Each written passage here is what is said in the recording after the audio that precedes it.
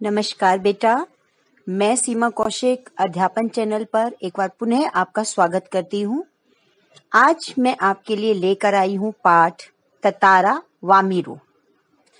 यह एक प्रसिद्ध लोक कथा है, तो आइए जानते हैं इसके विषय में।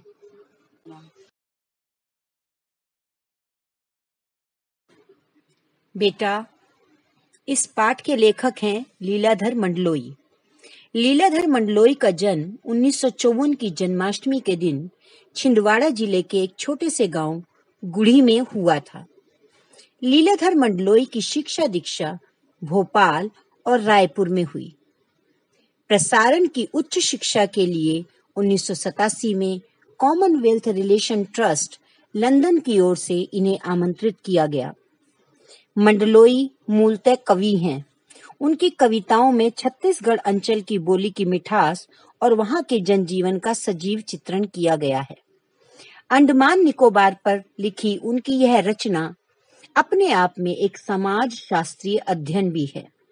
अपने रचना कर्म के लिए कई पुरस्कारों से सम्मानित मंडलोई की प्रमुख कृतियां हैं घर घर घूमा, रात बिरात, मगर एक आवाज, देखा अनदेखा और काला पानी।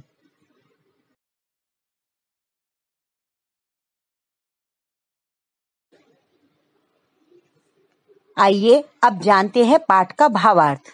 यह कथा भारतीय द्वीप समूह के एक छोटे से द्वीप पर केंद्रित है। उस द्वीप में विद्वेष गहरी जड़ें जमा चुका था। उस विद्वेष को जड़ मूल से उखाड़ने के लिए एक प्रेमी युगल को आत्म बलिदान देना पड़ा था। उसी प्रेमी युगल की बलिदान कथा को यहाँ बयां किया गया है।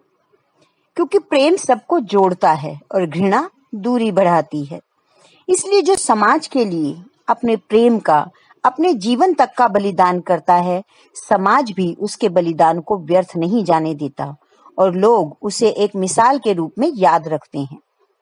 यह कथा भी कुछ ऐसी ही है। ततारा वामीरो एक प्रसिद्ध लोक कथा है। सदियों पूर्व जब लिटिल अंडमान और कार निकोबार आपस में जुड़े हुए थे, तब वहां एक पासा नामक गांव था जिसमें ततारा नाम का एक युवक रहता था। वह सुंदर और आकर्षक व्यक्तित्व का धनी था। वह नेक, मददगार और आत्मीय स्वभाव वाला था, इसलिए निकोबारी उससे बहुत प्यार करते थे। वह अपनी कमर में लकड़ी की एक तलवार हमेशा बांधे रहता था। लोगों का मत था कि उसकी तलवार में कोई दैवीय शक्ति है। एक दिन वह लपाती गांव के समुद्र तट पर घूम रहा था। तभी उसे एक गीत सुनाई दिया। जब उसने उस दिशा में देखा तो उसे एक बहुत ही सुंदर युवती वामीरो दिखाई दी। दोनों एक दूसरे से प्रभावित हो जाते हैं और दोनों का मिलना जुलना शुरू हो जाता है।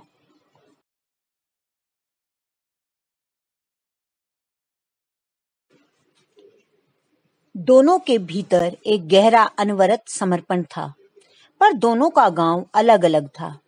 वैवाहिक बंधन में बंधने के लिए परंपरा के अनुसार दोनों का एक ही गांव का होना आवश्यक था। यही वहां की रीति थी और परंपरा थी, पर उन दोनों को इससे कोई फर्क नहीं पड़ा। दोनों अपने इरादों पर अडिग थे और नियमानुसार लपाती के समुद्री किनारे पर मिलते रहे। कहते हैं कि इश्क और मुश्क छिपाए नहीं छिपता है। इनके साथ भी यही हुआ। दोनों के विषय में अफवाहें फैलने लगी। कुछ समय बाद पासा गांव में पशु पर्व का आयोजन हुआ, जिसमें ततारा वामीरो से मिला। वामीरो की मां ने दोनों को एक साथ देख लिया। वह क्रोध से उफन पड़ी। उसने ततारा को तरह तरह से अपमानित किया। गांव वालों ने भी उसके विरुद्ध आवाज उठाई। यह सब ततारा के लिए असहनीय था। उसे इस विवाह की निषेध परंपरा पर क्षोभ था। उसे अपनी विवशता पर खीज हो रही थी। इसी खीज और विवशता में उसने अपनी तलवार निकाली और भरपूर शक्ति से धरती में घोंप दी।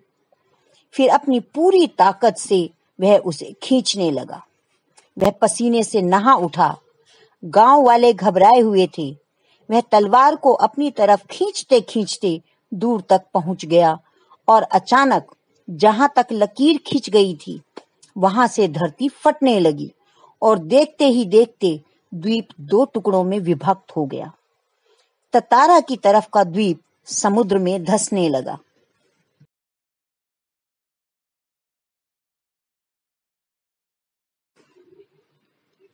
ततारा समुद्र में फिसल रहा था, लेकिन उसके मुंह पर केवल एक ही नाम था, वामीरो। इधर वामीरो भी पागल सी हो गई।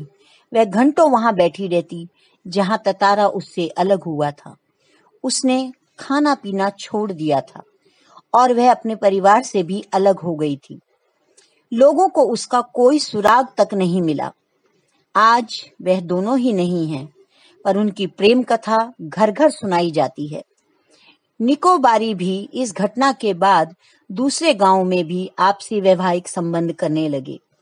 इस तरह से बच्चों, ततारा और वामीरो की त्यागमयी मृत्यु से एक सुखद परिवर्तन भी हुआ।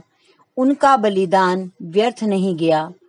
इस युगल को आज भी उस द्वीप के लोग श्रद्धा और गर्व के साथ याद करते हैं। धन्यवाद।